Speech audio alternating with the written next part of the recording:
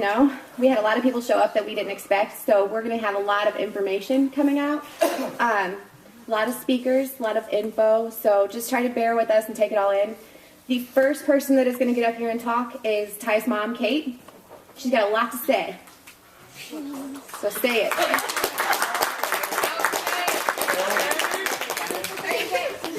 Hello. Wow, I've never done this. Thanks everybody for coming. I just first and foremost want to say that Tyler was just the most amazing person ever. And I struggle with this because even though heroin took Ty's life, it wasn't Tyler. And that's where my battle is because, you know, like Tyler was so much more of that. And now I feel like in his death, that's all we remember him with is how he died. And so, but I do think the kids need to know that it just takes one time. Your lunch money, it's supposedly so cheap, and but Tyler would love all this attention. Lord knows he would. He loved life, and I'm just so proud to say that I was Ty's mom. I mean, hands down, he was awesome. So, just bear with me. I appreciate all the heroin awareness. That's just my only thing. Is like I just want to remember him beyond his death. You know what I mean? Like the good that he did. I mean, he loved everybody. He didn't know a stranger. And so with that, Tell about things he was doing. You know? he did everything. Football. He was a certified scuba diver. He did wrestling, baseball. He was like the leader of the pack. I mean, he definitely wasn't a follower. And he went to his uncle's that night. And, you know, my brother, that was his story. He was a heroin addict. And why you would give a 15-year-old heroin, I will never, ever understand. And how they can still be on these streets walking, I will never understand. But I don't know. I just have really come to peace a little bit, kind of, just because I feel like this was our story, or this is our mission in life. Like, me and Tyler had this mission in life, and this is it. This is part of the journey. But I just want to remember him like he was just so awesome. He was just the best person. I mean, he could make anybody smile. He didn't know a stranger. He loved every picture is Tyler holding the baby. So, and then he would talk to people 100 years old, any age in between. There was just he just loved everybody. So, that being said, here's Amanda. Yeah.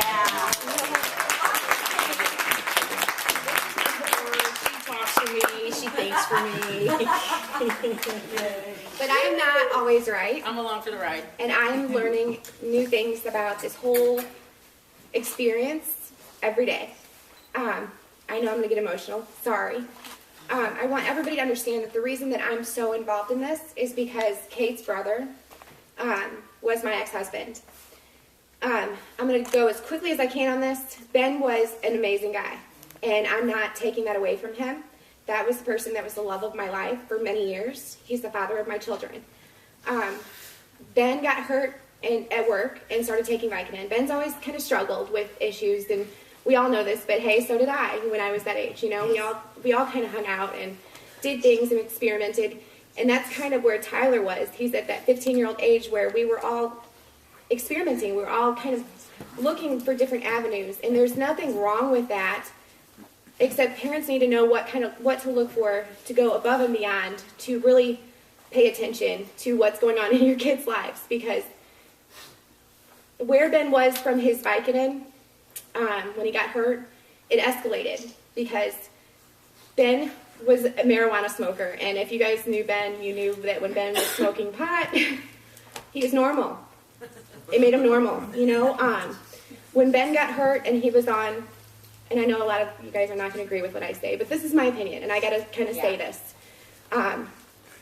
When Ben got hurt, he was prescribed Vicodin, and he went to the doctor to get a refill, and they drug tested him. And he came up positive for marijuana. Therefore, in order to keep continuing to receive this drug that he had become dependent upon, he stopped smoking marijuana. In order to compensate for that, he took even more Vicodin, even more prescriptions. He became slowly a different person. Ben was a great dad. Ben was a great husband. Ben lost his way, period. Because there were no resources for him to reach out to. There was nobody to understand what he was going through. He just knew he needed this drug. I kind of had enough. I had little boys that I was seeing us not going anywhere. I was seeing him on this roller coaster that one minute he's like, I promise I'll do good, I promise I'll change, and the next minute it was like, where's Ben? Nobody knew. So I'd had enough, and I left. I maintained close relationships with his family for my boy's sake, and eventually, you know, he met somebody that unfortunately was, later I found out, involved with heroin. And I'm not sure if Ben was involved prior to that. I can't speak for him. But what I do know is, upon meeting this person, my kids' lives have been affected dramatically. They lost their father. That is emotional in itself for me, because my kids are the greatest thing in the world, and he was a good dad. And they have really struggled in the last 2 years, especially, trying to come to terms with, well, how could he choose this drug over them? So I've taken the approach of researching and looking into this more so than a lot of people, because I had to explain to them that it wasn't that he chose anything over him. It wasn't that he didn't love them. This drug changes people. It makes you do things that you would never do.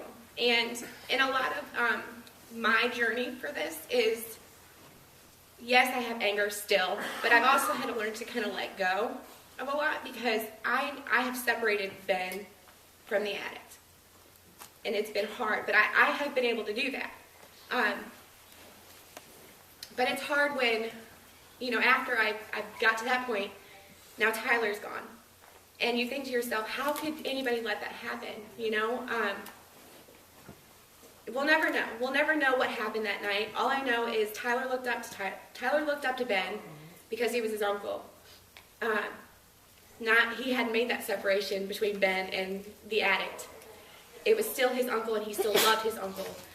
And we'll never know if anything will be learned on that end from Ben. We don't know, because he's not to the point where he wants help, or we don't know.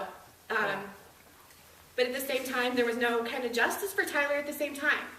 So we're dealing with the death of a child, and now we have nobody that was there that night is being held responsible for this. So it's kind of like a catch-22. Our family's dealing with this in a lot of different directions, and I hope you guys can all understand that. There's a lot of emotions, a lot of feelings, hate, love, sadness, anger, you name it, disappointment, heartbreak,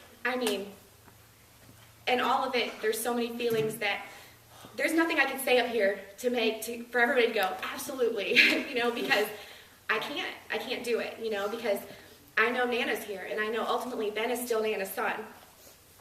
My kids, ultimately Ben is still their father. I'm angry because my kids deserve Tyler to be able to teach them about girls and what to say, what not to do, and how to drive a car. I'm angry that he will not be here to let them do that. So with that being said, just understand why my heart is in this. You know, I'm not here to put anybody down. I'm not here to hurt anybody's feelings. My heart is in this because I love and care for everybody that are in this room. I know that Tyler was so much more than this, and I don't want him to be remembered as that either. But it's important to know that Tyler would not want any of you guys to be unaware, especially his friends, of what is going on out there and what this drug is capable of doing to people. You know, one time for Tyler. One time. But there's so many kids that are your age that have done it once, twice, and they're still doing it because nothing has happened.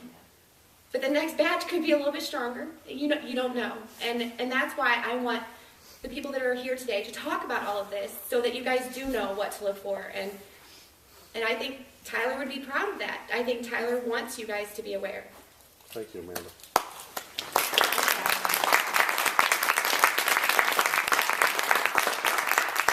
Chad Sabora. You'll have to tell him who you are. I've got yours. Thank you. So I didn't know I was speaking until about 30 seconds ago, so I'm just going off the hip. And thanks for everything you said. My name is Chad Sabora, and I'm a recovering heroin addict. One of the reasons you wanted me to speak today was you talked about choices. And that's, I'm really glad you brought that up, and you also brought up that this is a disease. and I'm one of 40 million people in America that suffer from this disease. Doesn't matter if it's alcohol, doesn't matter if it's cocaine, doesn't matter if it's heroin. It's a disease. We're not bad people, we're just sick. And as you talk about choices, it just kind of remembered a lot of my past. Because once I put that drug in my body, I lost all my ability to make choices. Plain and simple. Now, this disease doesn't discriminate because it doesn't care where I came from, who I was. It doesn't care how much money I had.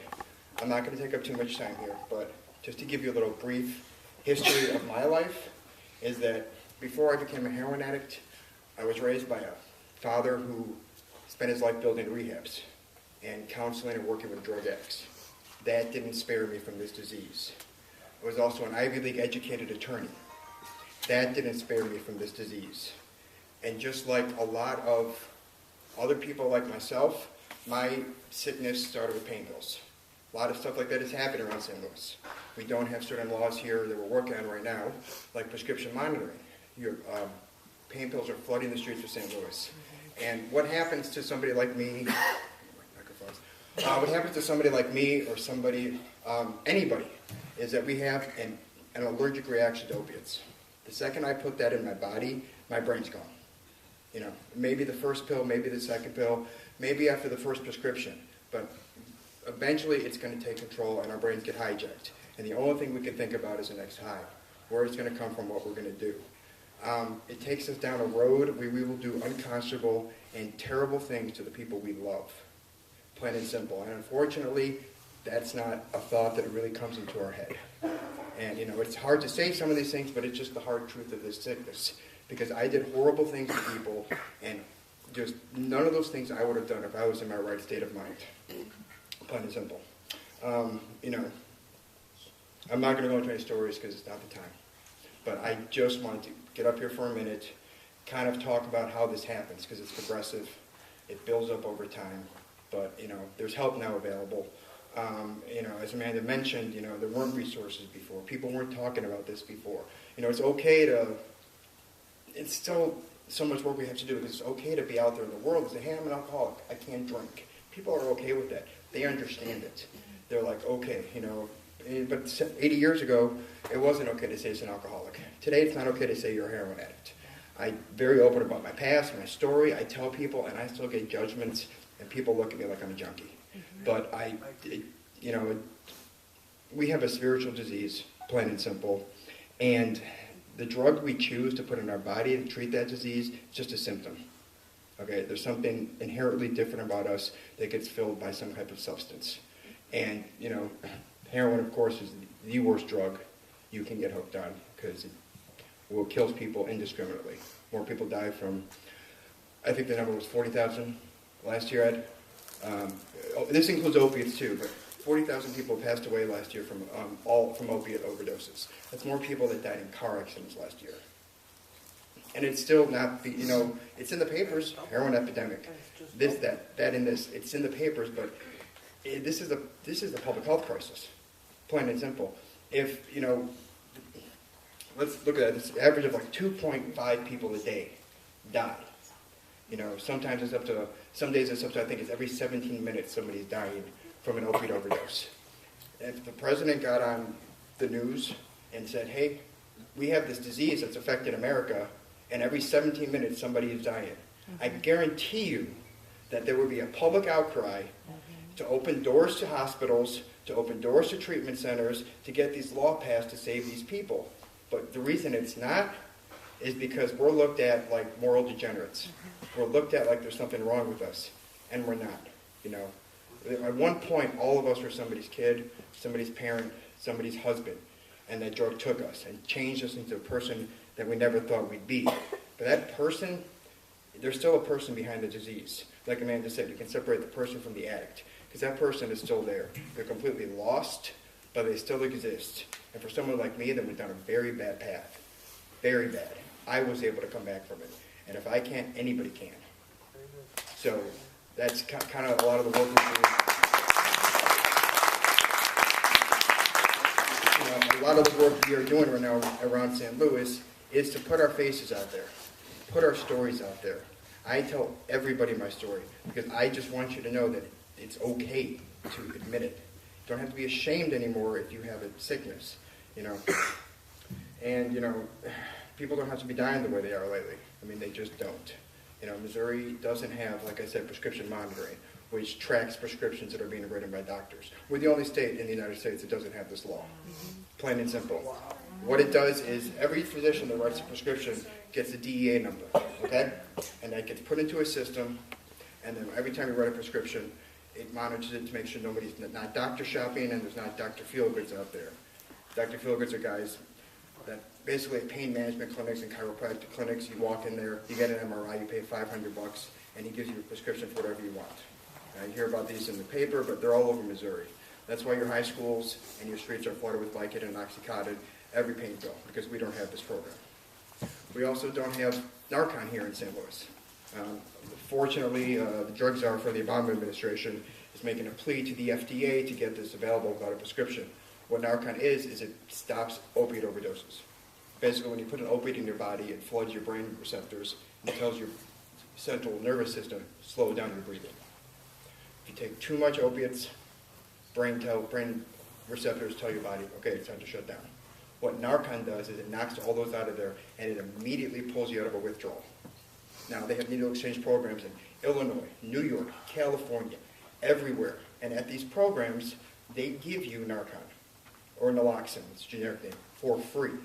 Now, based on studies, it has about the same effect on your body as taking 2 Advil. It's not addictive, it doesn't get you high.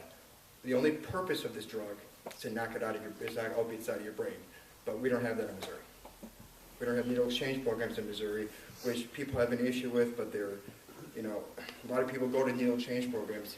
You stop communicable diseases, you stop HIV, you stop Hep C, and there's resources there for people to get help. And there's counseling. We also don't have 9/11 Good Samaritan, which is new on the books, which Ed is going to talk about, which is another thing we're trying to get past here. But what we need and what everybody needs is that if you've been affected by this drug, by this disease, and I guarantee everyone in this room has, and it's getting to the point where almost every person I talk to knows somebody who knows somebody that's been affected by dope. And it's sad, but you know, what we are working on, myself, Ed, Mike, a bunch of people, we're trying to make changes. But what we need is everybody in this room to come together with us. Because the more people we have standing together, the more powerful we're going to be. So, you know, my challenge today, and I hope, you know, it rings something, is that, you know, the biggest crime we can do is to remain ignorant about this disease and to hate and judge the sick addict and not to want to help them. You can separate the person from the addict and you can try to help the person. You can try to understand this disease, and we could all come together as a community to try to make a difference. Thanks. Great, thank you.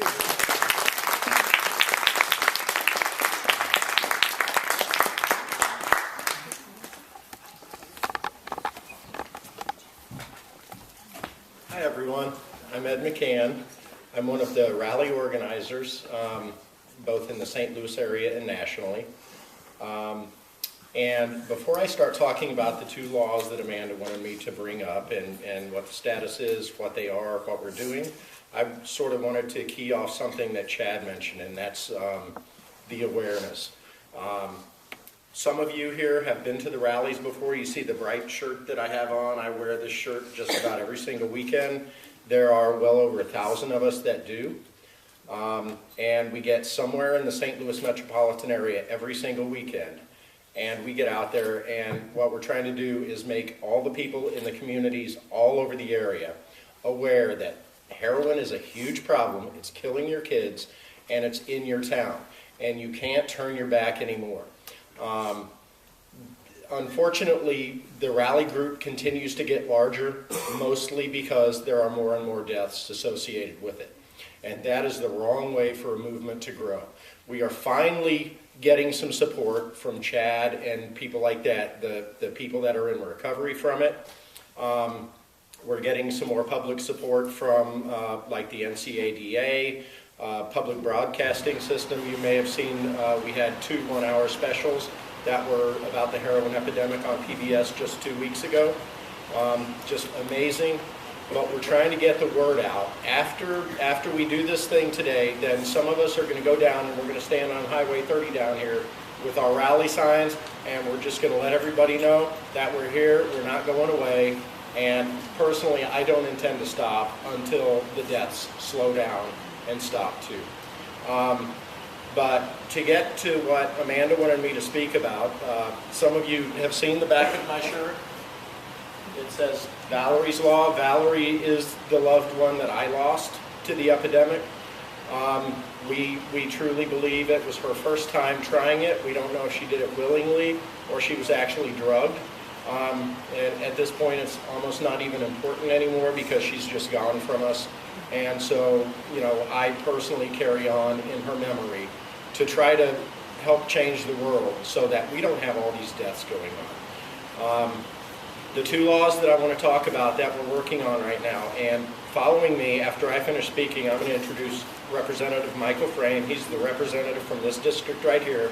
He's going to tell you a little bit more about the legal process of getting laws enacted in Missouri. But the first and most important law that we actually started, we've got it kicked off as of last week. It's called the 911 Good Samaritan Law. Right now, a law like this exists in 11 of the 50 states in the U.S. Very simply, it's a law that says if someone is having an overdose, which could lead to their death, and someone is with them that might be in possession of drugs or drug paraphernalia or anything like that, it gives them limited immunity from prosecution so that they can call emergency services and save this person's life who's overdosing. And they can't get in trouble. The reality is what's happening now and why so many people are dying is the addicts that are using with the people who are overdosing are afraid to call emergency service. Correct. Because they believe, and for good reason, it's been shown many times that they will be arrested and they want to avoid getting into trouble themselves. They don't want to have anything to do with it. So, you know, as screwed up as this thinking is, they will leave that person there to die and walk away to save their own skin. And we think the 911 Good Samaritan Law is really a no-brainer. I mean, even law enforcement would prefer to let someone off on what would amount to be a minor charge for possession or use if we can save a person from dying. Now, the statistics go something like this. About 80% of the people who are using heroin are using with someone. But 80% of the people who die from a heroin overdose are found alone. So that just goes to tell you that this is real. People are afraid and they won't call emergency services to save a life because they're afraid for themselves. And the 911 Good Samaritan Law will give limited immunity so that they can't be prosecuted. John Bon Jovi, by a show of hands, anybody hear about John Bon Jovi's daughter just last week? She was having an overdose on heroin. The people that were with her called 911. That was in New York State. New York State has a 911 Good Samaritan Law. The police initially brought her up on charges, but then the very next day they dropped all the charges because they said, wait, we have a 911 Good Samaritan Law. A life was saved. John Bon Jovi's daughter was saved. And it's really because the people who called knew there was a 911 Good Samaritan Law. And it's been proven in the states that have it, it works, okay? So just last week, Chad and I forwarded to Mike Frame, your representative for this district right here, a first draft of a 911 Good Samaritan Law, which Mike has very generously agreed to be the sponsor into the Missouri legislature for the 911 Good Samaritan Law. The second law that I want to bring up, we have not yet given it to Mike, but it's called a drug-induced homicide law. It's what I wear on my shirt. It's called Valerie's Law. And I like this law because a very narrow group of people, namely the professional dealers. This is a law that would allow them to be charged for drug-induced homicide for giving the drugs to someone who subsequently dies. This is not a law that we would propose to be used against, your average user out there. It's really for the professional dealers who literally are leaving a trail of dead bodies behind them. And then you pick up the newspaper and you see the same people next month in the paper again with another dead body behind them. It absolutely is happening. I mean, I know of multiple cases in the rally group where some of our friends who rally with us have lost their sons, daughters, brothers, sisters to people who already are known to be connected to 3 or more deaths. And so that's a drug-induced homicide law that we would like to do. Of the two, I think the most urgent is absolutely the 911 Good Samaritan law, because that's how you can save lives. There will always be dealers to pick up for every dealer that gets put away. But let's save some lives, the 911 Good Samaritan law. So I would like to introduce our great friend and fellow rallier. He's rallied with us 3 or 4 times already. Mike Frame, who will be the sponsor of these laws.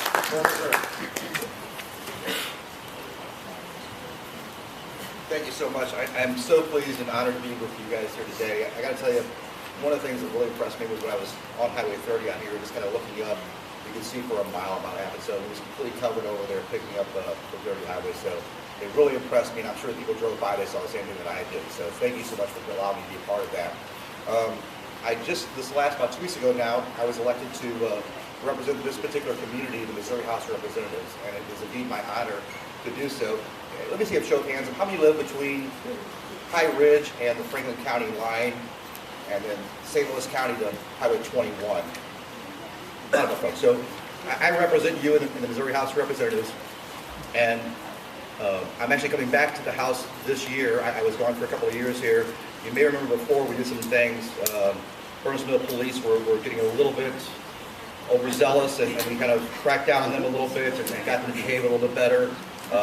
We've done some really good work throughout the state on some great issues. But when I was approached about this piece of legislation, I was in a campaign that I will remember. This is a tough district for a Democrat or Republican to run in, because it is pretty much a 50-50 district down the board. So what depends upon your success a lot of times is nothing you do yourself, but upon the political environment going across throughout the country. So this is an awful tough place politically to run for state legislature. And I was in the fight for my life, and I heard the issue, and I can tell you there's some folks who are going to embrace this. There will be other folks who are completely going to denounce us for even sponsoring such legislation. But each of us know right here it's the right thing to do. And sometimes you just got to say, to hell with politics, this is the right thing to do. So when I heard the legislation,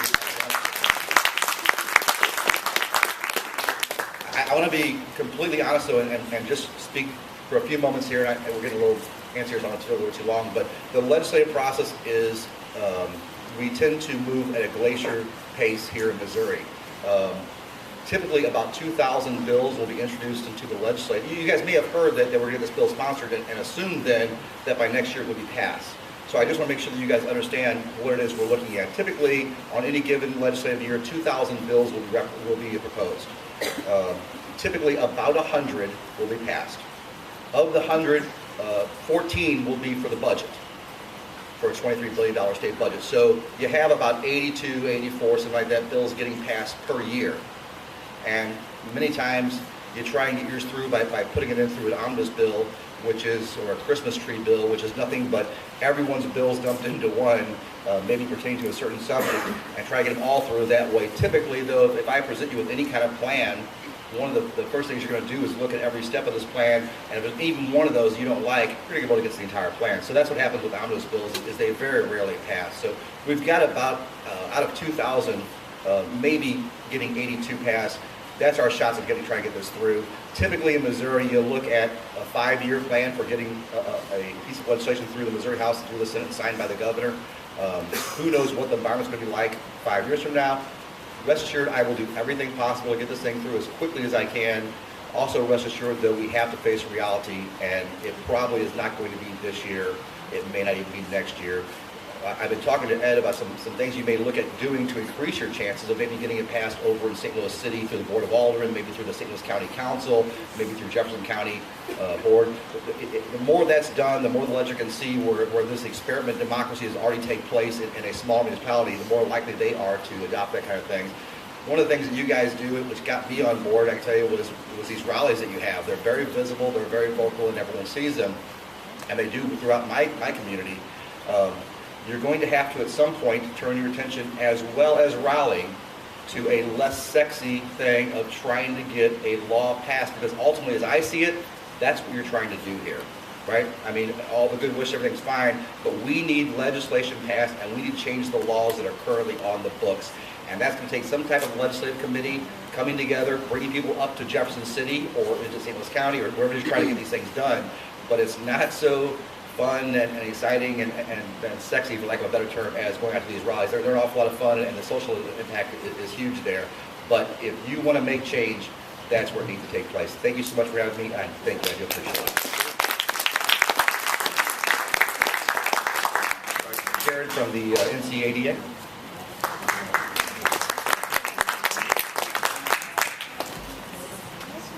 All right, quickly before we go outside, I just want to let you know what we can offer from the NCADA. Again, my name is Jared Opsel, and the NCADA stands for, you have to crouch a little bit for you. NCADA stands for the National Council on Alcoholism and Drug Abuse. And for today, we actually have some great packets out front there that I think Jessica and Amanda put together for you, full of information about heroin, what the NCADA does, more bracelets for you, all sorts of great information. The biggest things that I think you need to know that we offer, we have a crisis hotline that is completely free to youth, 19 and under. If they're in trouble, they need help, they can call that completely free and find that help. Completely anonymous as well, if they're scared about their parents finding out or anything like that. We also have a great referral to treatment program.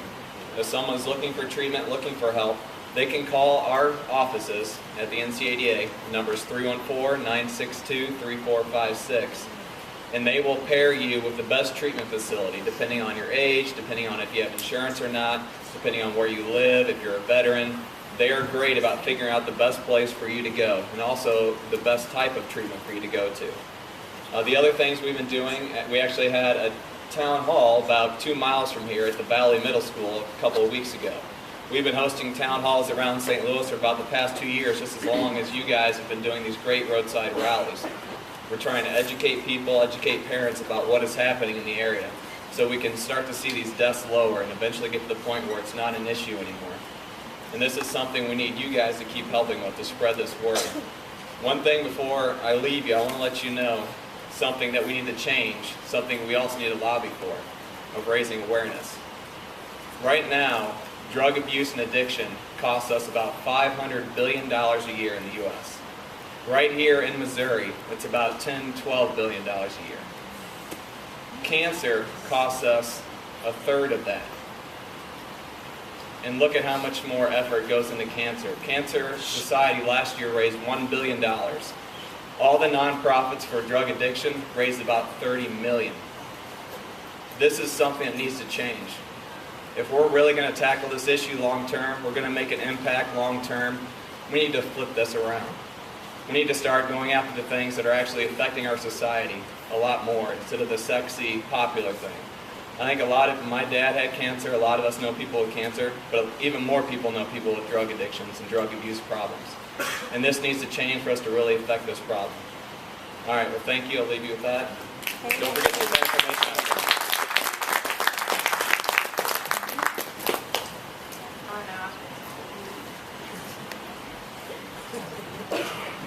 I know that was a lot of info to take in, and I appreciate everybody that came and talked, because I just wanted, it's so hard having conversations one-on-one with a lot of you guys, to try to explain all of the stuff that I learned at these rallies and all of the information that I get that comes to me in different just conversations.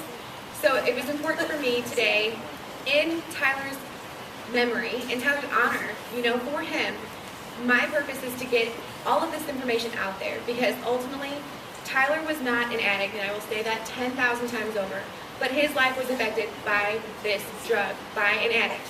So we all know one. If we don't know one, we love somebody who knows one, who loves one. So it's out there, it's everywhere, and I needed all of Tyler's friends and everyone who loved him to hear all of this information and to get it all at one time instead of just from me in conversations, because we all know how that goes. Love you guys. I think we're ready for this balloon release. We'll go outside. There's more food, drinks, and then if you guys want to stick around, I personally didn't bring my signs, but I'm sure Ed has plenty more if you guys want to hang out. Feel free. If not, don't worry about it. Love you guys all. Love you.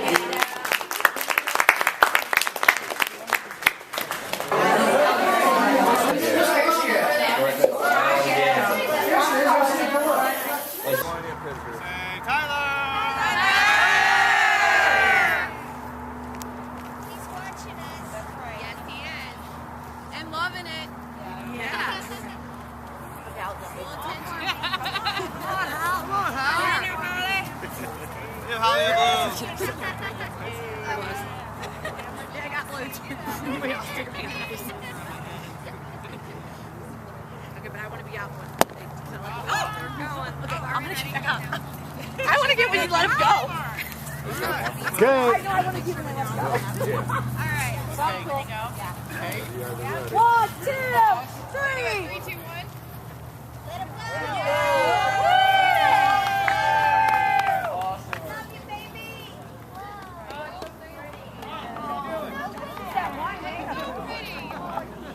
Love it. Oh my God. We're staying together. Give what was mine, home. I got it, Kim. Mom, I got my balloon. That was perfect.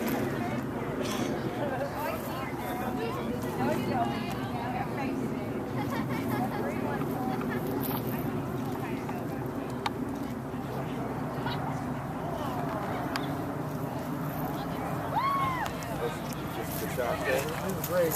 Yeah.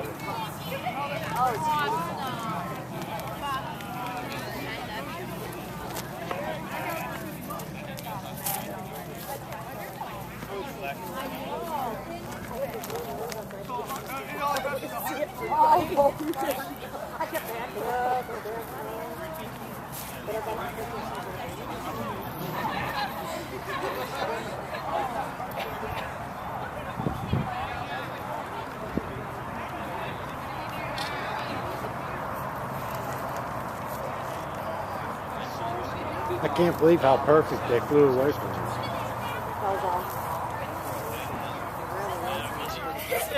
My little baby. Why would you do that? There's nobody holding you. And now, like you said, now you're